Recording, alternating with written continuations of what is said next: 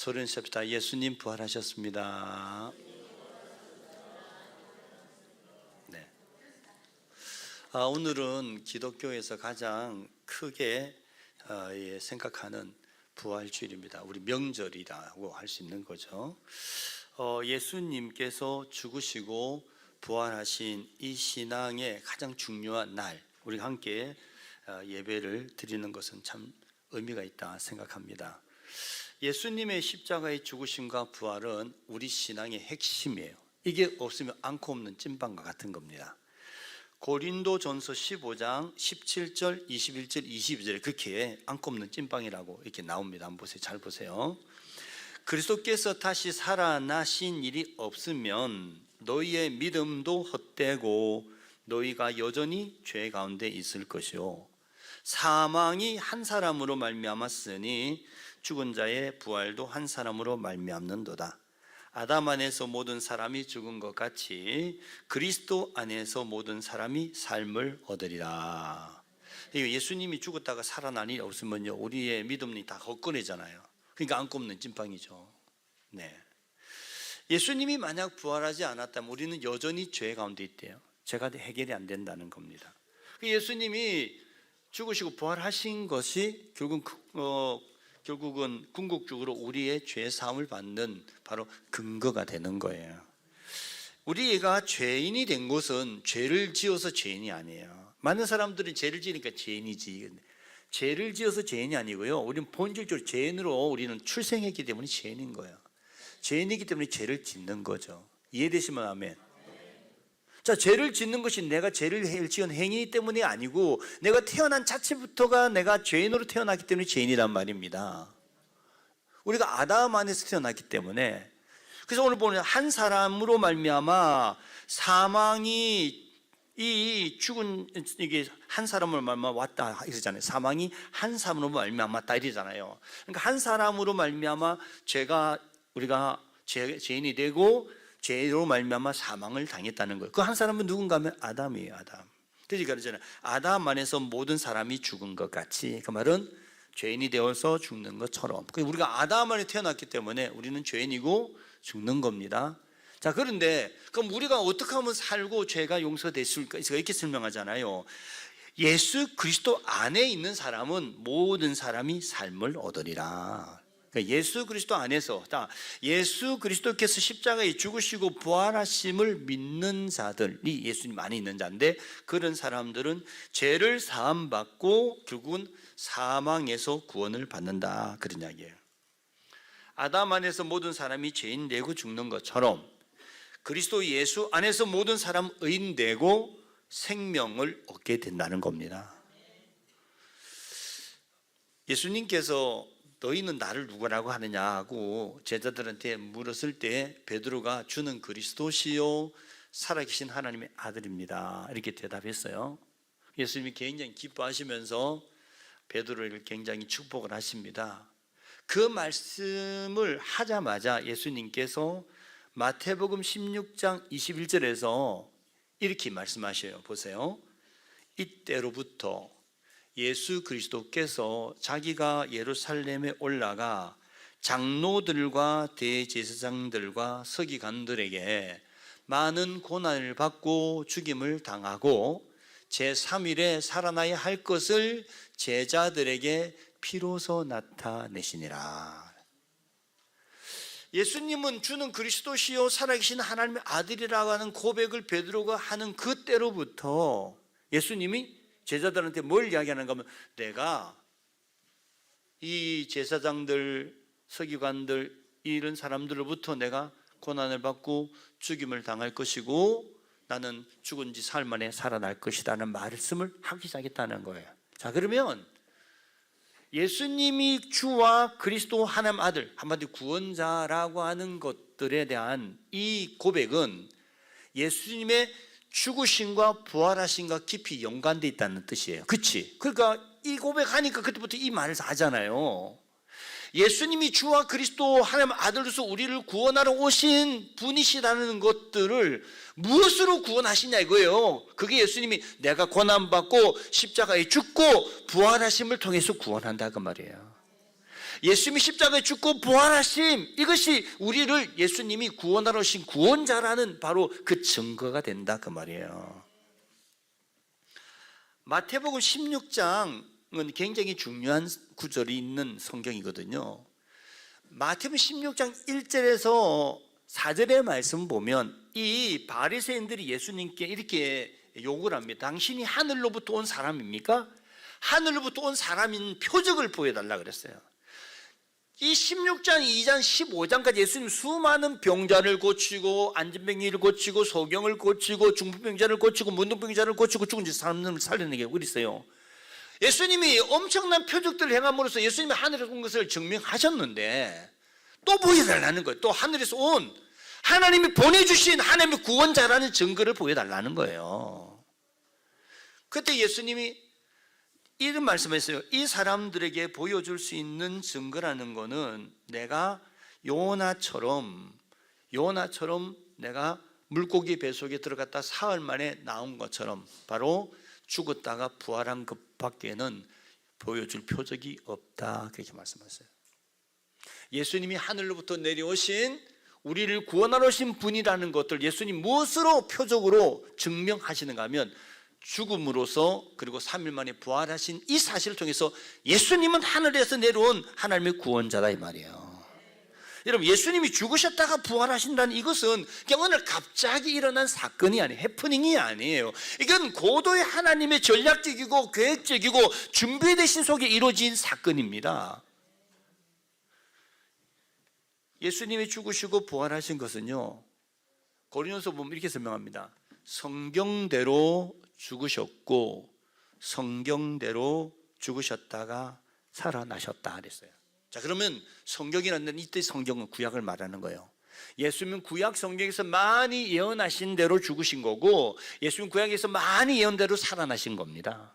그 말은 하나님은 예수님이 오시기 전부터 예수님은 오실 것과 고난 받으시고 죽으실 것과 그리고 부활하실 것에 대한 하나님 이미 말씀을 많이 선자를 통해서 하여 오셨다는 거예요. 그런 하나님의 이 구원의 이 선언과 계획 속에서 예수님이 오셨고 예수님이 죽으셨고 예수님이 십자가에서 죽으신 후에 다시 사흘 만에 살아나신 거지 그냥 이게 예수님이 어느 날 이렇게 일어난 사건이 아니라는 거예요. 저와 여러분들이 이 시간 예수를 믿고 또 예배를 드리는 또 구원받은 자가 된 것 역시도 그냥 우연히 내가 예수를 믿게 된 게 아니에요. 하나님이 여러분을 향한 사랑과 계획하심을 따라 섭리를 따라 여러분이 이 자리에 있는 겁니다. 이 말씀 듣는 것도 마찬가지예요. 아무나 듣는 게 아니잖아요. 여기 앉아 계시도록 하나님 인도하신 사람들만 듣는 거죠. 믿으시면 아멘. 오늘 우리가 성찬의 떡과 잔을 나눌 거예요. 그냥 이게 카스테라 그리고 포도주스인데요. 이게 굉장히 흔한 거예요. 우리 뚜레쥬르 빵집 가면 이 카스테라는 15,000원에 살 수 있습니다. 그리고 이마트 홈플러스 가면 포도주스 엄청나게 많아요. 근데 그 빵 포도주스를 여기 갖다 놓고 우리가 예수님의 그 우리를 위해서 십자가에 죽으심을 기억하고 예수님 우리를 위해서 부활하신 것을 기억하면서 이 성찬의 떡과 잔을 나눌 때에 이건 단순히 빵이 아니고 단순히 포도주스가 아닌 거예요. 이것은 우리가 예수님의 살로 먹는 거고 예수님 피로 마시는 겁니다. 의미가 중요한 거지. 예수님께서 이 성찬의 떡과 잔을 당신이 십자가에 죽기 직전에 제자들과 함께 나누셨어요. 그러면서 이 떡과 잔을 나누시면서 뭘 예언하시는가 하면 내가 곧 죽을 거라고 이야기를 해요. 한번 보세요. 마태복음 26장입니다. 그들이 먹을 때 예수께서 떡을 가지사 축복하시고 떼어 제자들에게 주시며 이르시되 받아서 먹어라 이것은 내 몸이니라 하시고 또 잔을 가지사 감사 기도하시고 그들에게 주시며 이르시되 너희가 다 이것을 마시라 이것은 죄 사함을 얻게 하려고 많은 사람을 위하여 흘리는 바 나의 피 곧 언약의 피니라. 죽는다는 거예요. 예수님 피 흘려 십자가에서 죽는 거를 이야기하는 겁니다. 내가 십자가에 피 흘려 죽음으로 말미암아 너희가 죄 사함을 받게 하고 그리고 너희가 구원을 받는 거다. 그러니까 이 떡과 잔을 마시는 것은 예수님이 우리를 대신하여 피 흘려 죽으시고 그리고 부활하신 말미암는 은혜가, 구원의 은총이 임하시는 바로 그 역사가 가능해지는 자리라는 거예요.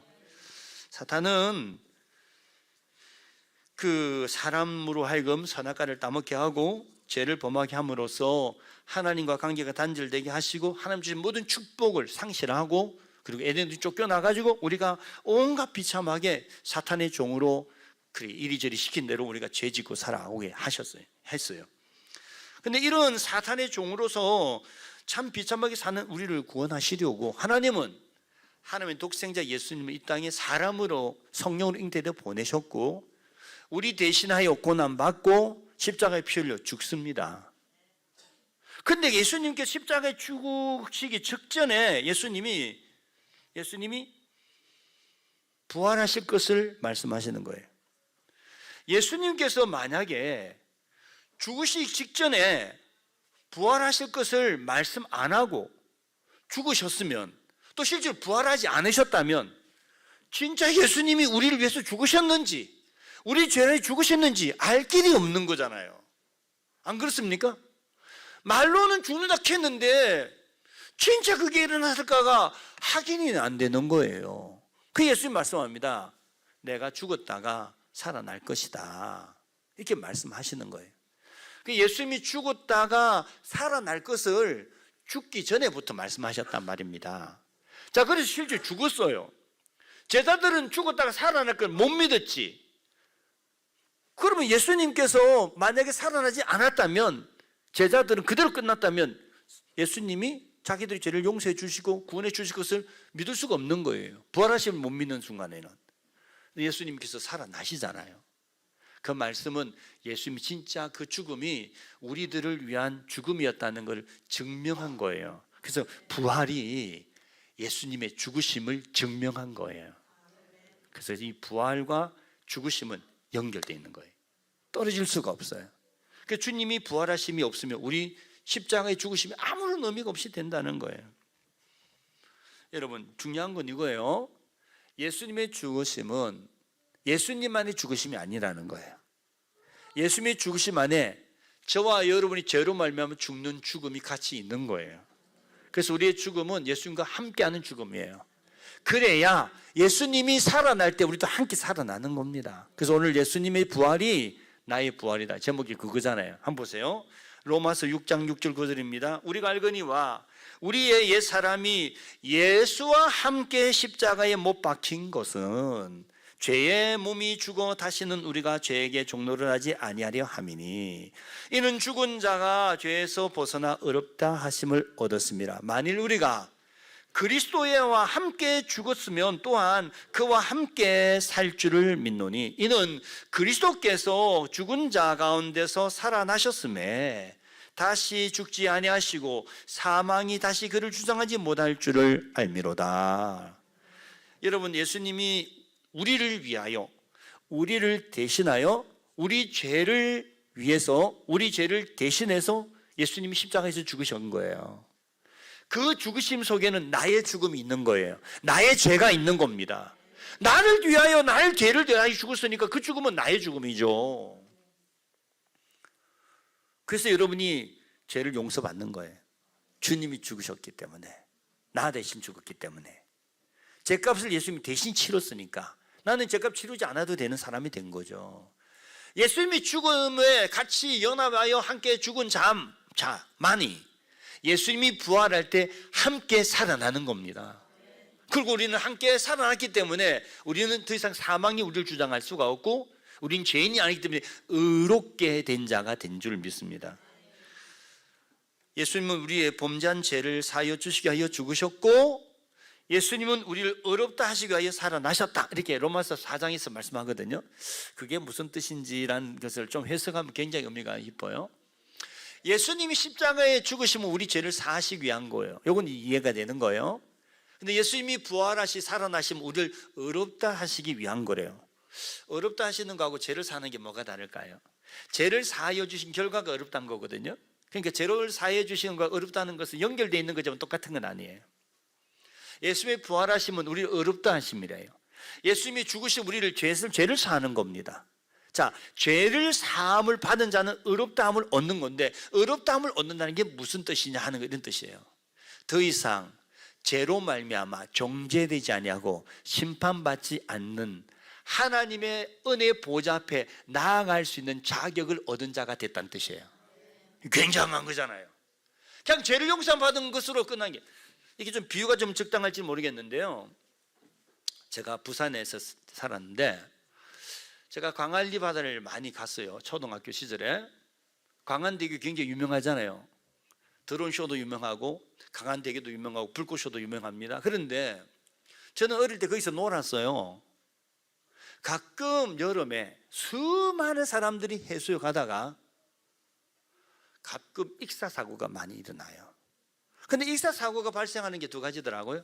물에 빠져 아예 죽는 사람이 있고요, 물에 빠져 죽을 지경인데 누군가 건져주는 사람이 있더라고요. 살아난 사람이 있어요. 근데 살려짐을 받은 사람 중에 또 두 중에 사람이에요. 그 사람을 가만히 내버리면 죽습니다. 그 건짐받은 사람 막 죽다 살아나 건져가지고 그 다음 두 번째 해야 될 일이 뭔가 하면 이 물을 뽑아내고 인공호흡 시켜가지고 호흡이 전혀 통하도록 계속 도와줘야 돼요. 안 그러면 죽어버려요. 저는 그 강의 많이 봤어요. 십자가의 죽으심으로 끝이 났다면, 죄를 용서받은 자로 끝이 났다면 또 죄를 범할 수 있는 가능성이 있는 거죠. 그렇지 않습니까? 근데 예수님이 부활하심을 통해서 아예 죄인이 되지 못하게 만들었다니까요. 이게 칼빈이 우리에게 준 이 해석적인 굉장히 우리가 은총이에요. 우리는 예수를 믿음으로 말미암아 죄에서 용서받았을 정도가 아니고요, 죄인에서 의인으로 옮겨진 거예요. 이게 로마서 3장에서 해석한 겁니다. 우리는 이제 아담 안에 있는 자가 아니고요, 우리는 예수를 믿으면 예수 그리스도 안에 있는 자예요. 아담 안에 있는 자는 죄인이에요. 예수 안에 있는 자는 의인입니다. 예수님 안에 있다는 것은 예수님을 통해서 하나님의 은혜와 사랑을 마음껏 받는 자격을 갖춘 자가 됐다는 거잖아요. 이게 참 구원의 복음이 굉장한 거예요. 자, 보세요. 여러분, 예수님께서 우리가 언제 어떤 상황에서 십자가에 죽으셨는지에 대해서 성경은 이렇게 정의합니다. 하나님의 사랑을 설명하는 부분이에요. 로마서 5장 8절입니다. 우리가 아직 죄인 되었을 때에 그리스도께서 우리를 위하여 죽으심으로 하나님께서 우리에 대한 자기의 사랑을 확정하셨느냐. 그러면 이제 우리가 그의 피로 말미암아 의롭다 하심을 받았으니 더욱 그로 말미암아 진노하심에서 구원을 받을 것이니 곧 우리가 원수 되었을 때 그의 아들의 죽으심으로 말미암아 하나님과 화목하게 되었은즉 화목하게 된 자로서는 더욱 그의 살아나심으로 말미암아 구원을 받을 것이니라. 아멘. 여러분이 언제 예수님의 사랑을 입었는가 하면요, 여러분이 죄인이었을 때 하나님 앞에 원수같이 살 때 하나님은 여러분들을 위해서 죽으셨다는 거예요. 단 모든 사람들도 다 마찬가지죠. 자, 그런데 많은 사람들, 모든 사람들이 예수님이 죄인 되었을 때, 예수님에 대하여 또 하나님에 대하여 죄인 되었을 때 또는 원수 되었을 때 하나님이 예수님 보내가지고 죽게 하시고 예수님 부활하신 건데, 그럼 우리를 죄를 사하고 의롭다 하시고 하나님의 자녀로서 살게 하신 은혜를 주셨는데, 그게 하나님의 사랑인데요, 이걸 믿음으로 받아들이는 자들에게 이것이 실질적으로 은혜가 되고 축복이 되고 구원이 되는 거예요. 그렇잖아요. 우리가 구원받은 것 자체가 자격 없을 때 주님의 사랑으로 시작하신 바로 십자가와 구원이잖아요. 갑자기 소리가 달라졌어요. 이게 이상해졌는데.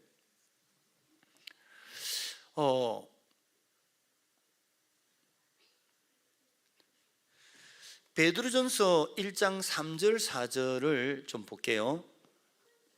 이 소리가 갑자기 울리잖아요. 네? 뭔 일이 벌어진 거예요?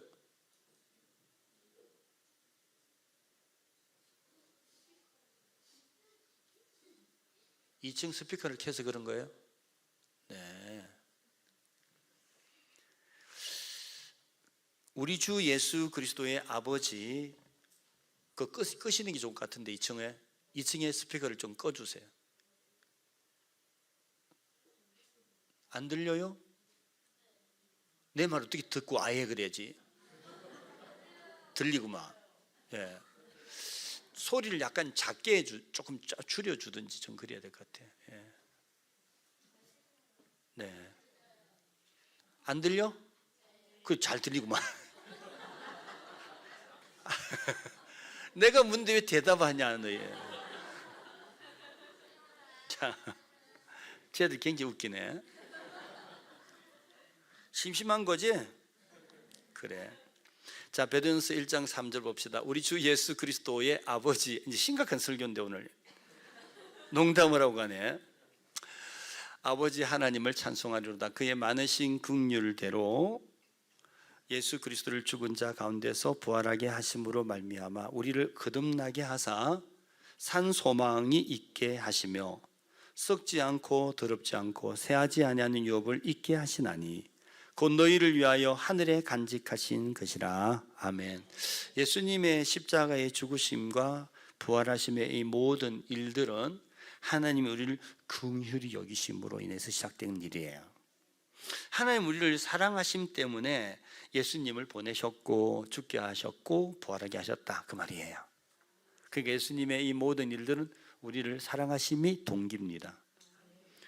우리를 죄를 사하여 주실 뿐 아니라 우리를 의롭게 하시고, 여기 보니까 거듭나게 하시고 산 소망을 갖게 하시고, 그리고 우리가 하나님의 나라의 유업을 받는 자가 되게 하셨다, 그런 이야기를 했어요. 그냥 개인지 용서받고 그냥 좀 그 정도가 아니에요. 우리 아이들 세상 가운데서 이제 거듭나 새로운 사람이 되고 산 소망, 살아있는 그 영원한 소망. 이게 소망이, 세상의 소망은 그냥 이루어지면 끝이 나거든요. 지난주에 우리가 기쁜 소식을 우리 청년 중에 한 사람이 군악대 시험을 친다고 3개월 동안 막 색소폰을 막 연습을 해요. 옆에 사람이 야, 그 3개월 연습해가지고 어떻게 군악대를 가냐, 다 포기해라. 근데도 이 뚝심 있는 이 청년이 될 때까지 그래도 한번 열심히 해봐야죠 뭐. 근데 그 시험 치는 날 또 컨디션이 많이 감기가 몸살 걸려가지고 소리도 안 나는 거예요. 이 색소폰도 소리가 자기가 맑아지 소리 잘 내는 거거든요. 그렇잖아요. 호흡이 좋아야 되는데 막 감기 걸리면 기침 나죠. 이게 어렵잖아요. 그래가지고 전날 열도 막 나고 해가지고 그냥 가면서 벌써 애가 반 죽은 거예요. 컨디션 좋아야 되는데 컨디션도 안 됐지. 경력은 3개월짜리지. 그 시험을 치는데 갔다 오서 잘했냐 물어보니까 잘한 것도 아니고 못한 것도 아닌 것 같다, 이렇게 이야기하더라고요. 적당히 했다는 뜻이겠죠. 그래서 걱정을 해요. 내가 걱정하지 마라. 네가 원한다고 되는 것도 아니고 네가 걱정한다고 떨어지는 것도 아니다. 이게 뜻이, 하나님의 뜻이 있으면 되는 거고, 하나님의 뜻이 떨어져서 너 저기 정욱이 밑에 네가 들어가는 거면 군대 늦게 후배 밑에 들어가는 거다. 아, 그런데 합격을 했다는 거예요. 그래서 그저께 금요일에 특송을 한 거예요. 걔가요 3개월짜리입니다.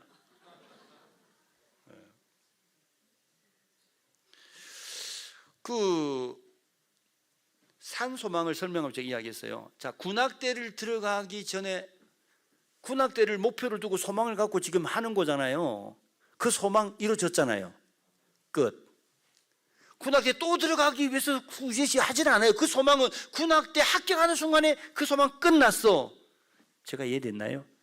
주님이 주시는 부활의 소망은 그게 아니고요, 영원히 살아있는 소망이라는 거예요. 아픈 사람의 소망은 건강하게 되는 거잖아요. 근데 건강하게 된 것, 아픔에서 건강하게 된 것만 소망하면 안 되잖아요. 계속 건강해 가야지. 이해되셨나요? 아픈 병을 고침받은 데서 끝나면 안 되고 더 이상 아프지 않고 계속 건강하게 살아있는 소망이 돼야 안 되겠습니까? 이런 걸 우리가 산소망이라고 비유를 제가 하는 거예요. 주님이 우리에게 죽으시고 부활하며 주는 소망은 그런 소망이라는 거예요. 영원히 사라지지 않는, 영원히 새하지 않고 없어지지 않는, 끝나지 않는 그런 계속적으로 우리에게 주는 영원한 소망. 어떤 거예요? 하늘에 간직하신 소망이라는 거예요. 세상에 많은 종교가 있습니다. 그들을 섬기는 신이 있죠. 그런데 대부분의 그 종교의 시발점들은 어떤 좋은 가르침을 했던 선생님 또는 선지자, 그들의 다 교주예요. 근데 그들은 하나같이 죽음으로 끝났고 그들의 무덤과 비석이 있다는 거예요. 근데 예수님은 무덤이 없어요. 예수님은 죽으셨으니만 예수님은 살아나셨기 때문이에요. 진정한 구원자는 죄의 문제를 해결해야 되고 진정한 구원자는 죽음의 문제를 해결해야 돼요. 그분은 예수님밖에 없어요. 그래서 사도행전 4장 15보니까 하나님 보내신 예수 그리스도 외에 구원을 얻을 만한 다른 이름이 없다는 거예요. 그래서 우리는 예수님만이 구원자라 하는 거예요. 왜? 그분만이 죽으시고 그분만이 부활하셔서 우리 죄와 사망의 문제를 해결하신 유일한 구원자이기 때문입니다. 자, 고린도서 15장 55절 57 보세요. 예수님이 십자가에 죽으시고 부활하신 무엇을 해결했는지 이렇게 설명합니다. 사망아, 너희의 승리가 어디 있느냐? 사망아, 네가 쏘는 것이 어디 있느냐? 사망이 쏘는 것은 죄요, 죄의 권능은 율법이라. 우리 주 예수 그리스도로 말미암아 우리에게 승리를 주시는 하나님께 감사하노라 그랬어요. 여기 보니까 사망이 나오고 죄가 나오고 율법이 나왔어요. 이건 거꾸로 가면 돼요. 우리가 죄되면 율법이 앞서는 죄가 된지 모르거든요. 그래서 우리 율법을 통해서 죄인 된 걸 알게 되고 죄인은 반드시 사망을 당하는 거예요. 그래서 사망이 쏘는 것은 죄요, 죄의 권능은 율법이란 거예요. 그러니까 율법과 죄와 사망은 이게 같이 묶어져 있는 거예요. 이것이 우리를 억압하고 우리 한계들을 깨닫게 하면서 절망하게 만드는 거거든요. 죽는 거에 절망하는 거잖아요. 살 길이 없는데 죄인이고 율법을 갖다 대니까 다 우리가 죄진 것밖에 기록된 게 없잖아요. 그러니까 아이고 나는 죽었다 나오는 거예요.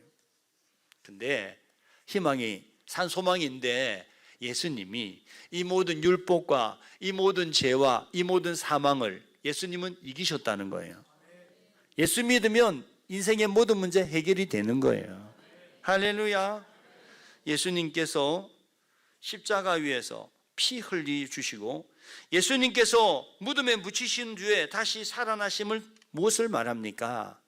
그분이 우리들의 죄를 해결한 것이고 그분이 우리 죽음을 해결하셨다는 것 말입니다. 예수님이 사랑하는 마리아, 마르다 그리고 이 나사로라는 삼남매 집에 예수님이 가셨잖아요. 그들이 대접도 받기도 하고 자주 교제를 했어요. 근데 어느 날 그 남자 나사로가 병들어 죽게 됐다고 그래요. 그래서 예수님이 안 가셔. 죽기를 기다리고 죽었다 하고 장사 지낸 뒤에 예수님이 가자 그래요. 고약하죠. 병들었을 때 빨리 가서 고쳐주면 되는 건데 주님 의도가 있어서 그런 거예요. 죽도록 내버려 두는 거지. 그 죽은 지가 아니까 이제 섭섭병에 들어가지고 마르다 마리아가, 우리도 신앙생활로 섭섭병 든 사람 많아요. 그 귀신의 역사입니다. 섭섭병. 목사님 섭섭합니다. 그게 마귀가 주는 생각이에요. 섭섭병 들으면요 사람이 시험에 들어요. 섭섭하다고. 여러분 그 마귀가 주는 생각이라고 생각하고 섭섭한 마음 들 때 섭섭하지 않도록 이해를 스스로 해내야 돼요. 그럴 수도 있지. 뭔가 다른 생각이겠지. 그잖아요. 예수님이 안 가서 죽었거든요. 마르다 마리아가 섭섭병이 들은 거야. 가니까 마리아는 나오지도 않아. 옛날 같으면 달려와서 예수님 오셨네 할 텐데 나오지도 않아. 마르다 오니까 섭섭하다는 거예요. 좀 일찍 오시지. 예수님이 이제 오셔가지고 죽은 지 나흘이 돼서 지금 무덤에 묻힌 지가 벌써 나흘 지났습니다. 그때 예수님이 이렇게 말씀합니다. 나는 부활이요 생명이니 나를 믿는 자는 죽어도 살겠고 살아서 나를 믿는 자는 영원히 죽지 아니하리라 이렇게 이야기했어요. 그러니까 마르다가 네 주님이 정말 죽은 자를 살린 걸 믿습니다. 나중에 주님이 다시 오실 때 그때 살리시겠죠. 그게 아니고 지금 네가 믿으면 산다니까. 네가 믿으면 주 영광을 보게 될 거야. 그게 무슨 뜻인지를 이해를 못한 이유는 뭔가 하면 죽은 사람이 어떻게 살아나냐 이것이 이해가 안 되기 때문에 예수님 말씀이 이해가 안 된 거예요. 그리고 섭섭한 겁니다. 예수님이 죽은 나사로의 무덤에 가자 그랬어요. 죽은 지 나흘인데 냄새까지 난다고. 가는, 더 이상 살 길이 없는 거죠. 여러분, 사람이 시신이 다 썩어서, 내장이 다 썩어서 뭐 이렇게 냄새가 나는 정도 부패했는데 어떻게 살아납니까, 사람이? 말이 안 되는 이야기죠. 근데 예수님이 믿는 자는 저 영광 본다 그러고 가셔가지고 주님 나사로야 불렀어요. 나사로야 불렀어요. 죽은 자는 듣지를 못해요. 말도 못하지만. 근데 죽은 나사로가, 예수님이 나사로야 나오너라. 그러니까 죽은 나사로가 벌떡 일어나가지고 괴를 동이채로 살아나온 거예요. 이게 무슨 옛날 소설이 아니라 실제로 있었던 팩트, 요즘 팩트 말씀하시는데 역사다 이 말이야. 실제로 살아난 겁니다. 그게 가능한 이유는 뭘까요? 예수님이 하나님이시라니까요. 예수님이 생명을 창조하신 하나님이에요. 흙으로 사람을 만드신 하나님 말입니다. 그분이 예수님입니다. 이 사람을, 흙으로도 사람 만드는데 죽은 자를 살리는 게 뭐가 어려워? 누워서 떡 먹기지.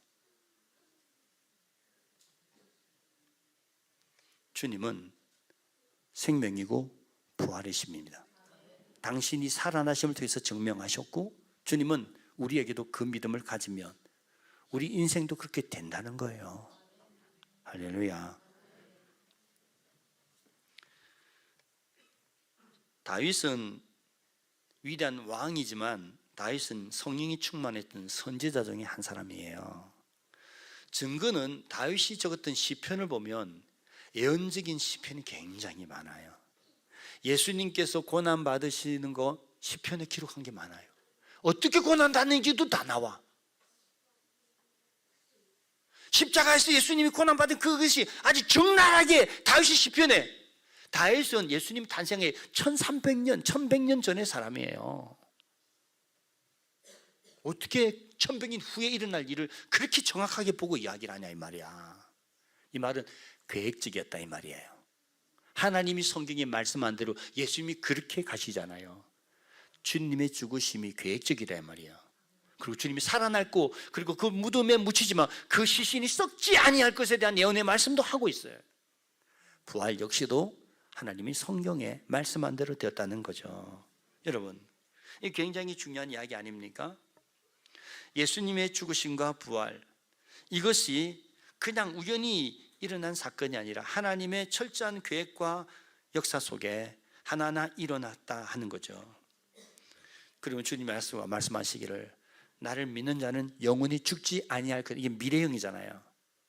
여러분도 나중에 죽으면 여러분이 무덤에 묻힐 거지만 우리 영혼은 영원히 죽지 않는 새로운 부활의 몸으로 다시 살아나실 겁니다. 그게 주님이 말씀하신 거예요. 성경 구절 하나만 보고 오늘 말씀을 정리합니다. 죽으시고 부활하신 예수님이 이제 제자들에게 와서 이제 새로운 말씀 시작합니다. 이제 죽고 부활하셨으니까 이제 죽고 부활할 이야기는 할 필요 없지. 그치? 무슨 말씀하셨을 것 같습니까? 보세요. 요한복음 20장 22절 말씀을 같이 한번 읽겠습니다. 시작. 이 말씀을 하시고 그들을 향하사 숨을 내쉬며 이르시되 성령을 받으라. 죽고 부활하신 예수님이 그 다음부터는 성령 받으라는 이야기를 계속해요. 성령을 받으라. 성령을 받으라고 하신 말씀은 예수님의 죽으심과 부활하심을 성령을 받게 하시려고 주님이 이루신 과정이었다는 거예요. 예수님이 죽으시고 부활하신 이유는 우리한테 성령을 주시려고 하셨다는 겁니다. 그러니까 하고 나서 하잖아요. 이제 성령 받으라 하잖아요. 자, 죽기 전에 뭐라 말씀합니까? 내가 죽을 것이다, 부활할 것이다. 이 죽음과 부활은 이런 의미가 있는 것이다 설명을 했어요. 근데 부활하신 뒤에는 예수님 계속 말씀은 너희들 성령 받으라고 말씀해요. 예수의 죽으심과 부활하심이 성령이 우리에게 임하게 되는 통로단 말입니다. 성령은 거룩한 자들 안에만 임해요. 그 우리가 예수의 죽으심과 부활하심 우리에게 주는 축복이 뭔가 하면요, 거룩하게 됐다는 겁니다. 그래서 성령이 우리한테 들어오는 거예요. 이게 굉장한 거죠. 이게 나같이 생각이 아주 더럽고 음탕하고 이 음란하게 그지없는 이 사람이 아직도 나이가 그런 생각을 갖고 있는 살아가는데 나 안에 성령이 온다는 게 가능할 게 이게 불가능해요. 거룩한 사람들만 오는 건데 이게. 여러분 제가 증명을 죄인이 된 것이 죄를 지어서 죄인이 아니었다 이잖아요. 참 의인 되는 것은 선한 일을 많이 해서 의인이 되는 것도 아니에요. 그러면 자, 제 말에 잘 설명해 보세요. 죄인이 된 것이 죄를 지어서 죄인이 아니고요. 그렇다면 의인이 되는 것은 선한 일을 많이 해서 의인 되는 것도 아니에요. 죄인이 된 것은 아담 안에서 있기 때문에 죄인이었어요. 의인이 된 것은 예수 안에 있으면 의인이 되는 겁니다. 선한 일을 많이 하고 안 하고 아무 상관이 없는 거야. 죄를 짓고 안 짓고 아무 상관이 없어. 우리가 죄인 된 것은 처음부터 출생 자체가 죄인 태어났어. 죄를 짓는 거예요. 그게 죄인입니다. 죽는 겁니다. 근데 예수님이 십자가의 죽으심을 통해서 이 죄 문제를 해결하셨어. 부활하심을 통해서 우리를 의롭게 하셨다니까요. 우리는 의인이 된 거예요. 이유가 뭐예요? 선한 일 많이 해서가 아니라 예수님 안에 있기 때문에, 그분이 여러분 대신하여 십자가에 죽으시고 부활하심 때문에 내가 의인이 됐어요. 그래서 우리가 이제 어떤 사람이 가능해진가 하면 성령이 우리 안에 거하실 수 있는 사람이 된 거예요. 예수님이 오신 목적이 이렇게 설명했거든요. 예수의 이름을 마태복음 1장 보면 예수, 천사가 요셉한테 가르친 이름을 예수라 그래라. 이는 자기 백성을 죄에서 구원할 자이다 설명했어요. 그리고 그의 이름을 임마누엘이라 하리라 그랬어요. 임마누엘은 자기 백성과 영원히 함께 하신다는 뜻이에요. 예수님은 하나님이십니다. 하나님이 죄인과 함께 할 수 없어요. 어떻게 함께 하신다고요? 십자가에 죽으시고 부활하심을 통해서 우리 죄인을 의인되게 하신 뒤에 주님의 성령이 우리 안에 거하심을 느껴서 그 성령이 보혜사이고 진리신데 너희 속에 너희와 함께 고아와 같이 버려주지 않고 영원토록 함께 있으리라. 이게 오늘 우리의 복음이에요. 올 부활주일날 한 걸음 더 나가서 나는 이제 성령이 함께 하시는 사람이구나. 성령이 내 안에 거하실 수 있는 분이구나. 예수님 말씀하잖아요. 숨을 내쉬며 이르시되 성령을 받아라. 부활하신 뒤에 하신 거예요. 이건 창세기 1장 이야기입니다. 사람을 흙으로 빚으시고 코에 생기를 불어서 생명을 만들잖아요. 하나님이요. 죄를 지을 때 사람이 이렇게 말합니다. 죄를 지음으로 흙이 됐대요. 다시. 자, 죄를 지은 사람이 다시 흙이 된 거예요. 자, 흙이 된 이 사람을 다시 하나님이 살리려고 예수님 보내셔서 십자가에 죽게 하시고 피 흘리게 하시고 살아나게 하신 뒤에 예수님이 다시 이제 바람 붙는 거예요. 흙이에요. 흙. 죄인은 다 흙입니다. 이 흙인 처음에 흙덩이를 예수님이 생명을 불어, 생명이 영이 성령을 말합니다. 루아, 히브리어로 하나님의 영을 불어넣었다는 거예요. 자, 예수님이 오셔서 부활하신 뒤에 똑같은 행동하잖아요. 부활하신 뒤에 오셔가지고 숨을 낸다는 말은 이렇게 했다는 거예요. 실제로 이거는 영구로 가려면 가로 열고 가르고 숨을 내쉬고 이런 말은 대사를 그렇게 하는 게 아니에요. 배우가 이렇게 하는 거예요. 숨을 내쉬며 이러시되 이렇게 말하는 게 아니라 대사를 이걸 보고 배우는 이렇게 하는 거예요. 이렇게 하는 거잖아요. 예수님이 그렇게 했다 이 말이야. 창세기에 사람을 지었던 그 모습 똑같이 하셨어요. 죄인이 아니라 처음 죄가 없을 때 아담이 선악과 먹기 전에 사람으로 우리를 다시 회복시켰다는 거예요. 이게 우리에게 일어난 거예요. 이게 믿으시면 아멘.